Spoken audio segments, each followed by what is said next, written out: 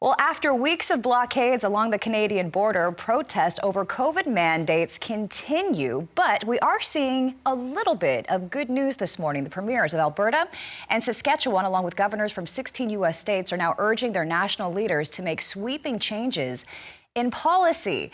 Host of Real Ag Radio, Shaun Haney, joins us now with the latest. Shaun, there is so much happening here, and it's very much so out of the usual that we would expect from Canada. What is the latest with the trucker protests? Yeah, Canada kind of breaking some of its stereotypes here in the last couple of weeks for sure.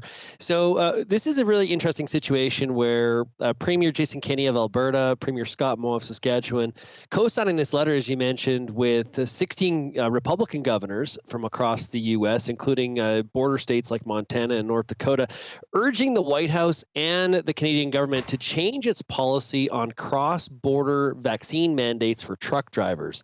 And basically saying that the timing of this decision to terminate the vaccine and quarantine exemptions could not have been worse, as North America is already facing grave supply chain constraints, things like inflation, and a lot of challenges for the general consumer. And we know very, very much, Christina, that truck driver shortages are real and were really, really in place before we even got to some of these vaccine mandates for them.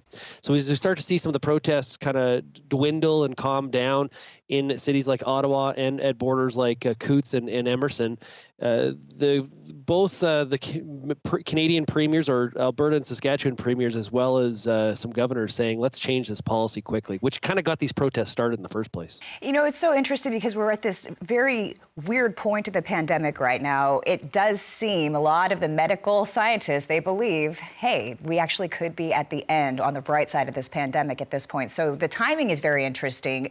Let's talk about the changes that the Canadian government made to testing requirements of double-vax travelers entering the country just this week.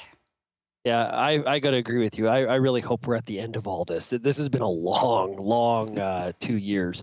So one of the changes the Canadian government announced this week is that they are going to change the PCR, the molecular test requirement for people entering Canada. This was true for people coming into the country by ground or by air. Very, very difficult, in some parts of the U.S., if you're traveling to the U.S., to find a PCR test. And quite frankly, incredibly expensive. Some people, including myself, I've paid upwards of $300 US for a PCR test in some U.S. cities just to come back into Canada. Ridiculous. So they're going, as of March 1st, you will only need an antigen test, a rapid test, which is considerably cheaper, much easier to find. And we're getting a little bit to a sense of normalcy here on what is good science and what is just good politics. And I'm glad the Canadian government's making this change. Yeah, it's been interesting to watch from this side of the border. I will definitely let you know about that. But I do wonder, how long did it take for that PCR test to come back for you? Because that's another factor, is timing, waiting on that test. Well, yeah, you need it within 72 hours of your trip back home to Canada. Sometimes it takes 24 hours, and sometimes, I've got colleagues at Real Agriculture trying to get back home from the National Farm Machinery Show this week, and flights delayed and all that kind of stuff. That disruption, you can easily get over your 72-hour timeline, which would force you into getting another test. So a lot of challenges, as labs are busy doing a lot of different stuff as it relates to the pandemic, and less testing when it comes to people are double vaxxed, maybe even have the booster. So why have such a stringent requirement? Yeah, and you pile winter weather on top of everything else that's happening right now, and it is just such a bizarre time. Thank you so much for spending some time with us, Shaun. Always love talking to you.